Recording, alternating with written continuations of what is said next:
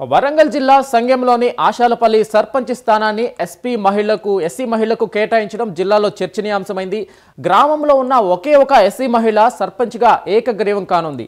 10 సంవత్సరాల క్రితం బతుకుదెరువు కోసం కొంగర మల్లమ్మ వెంకటయ్య దంపతులు ఆశాలపల్లికి వచ్చారు. వీరికి 3 కూతుళ్లు ఉండగా పెళ్లి చేసి పంపించారు. అయితే గ్రామంలో మల్లమ్మ వెంకటయ్య ఇద్దరే ఎస్సీ ఓటర్లుగా ఉన్నారు. ఇక ఈ క్రమంలో 4 నెలల క్రితం వెంకటయ్య గేదెలను మేపడానికి వెళ్లి ప్రమాదవశాత్తు కుంటలో పడి మృతి చెందాడు. దీంతో గ్రామంలో ఉన్న ఒకే ఒక ఎస్సీ మహిళ మల్లమ్మను పదవి వరించింది.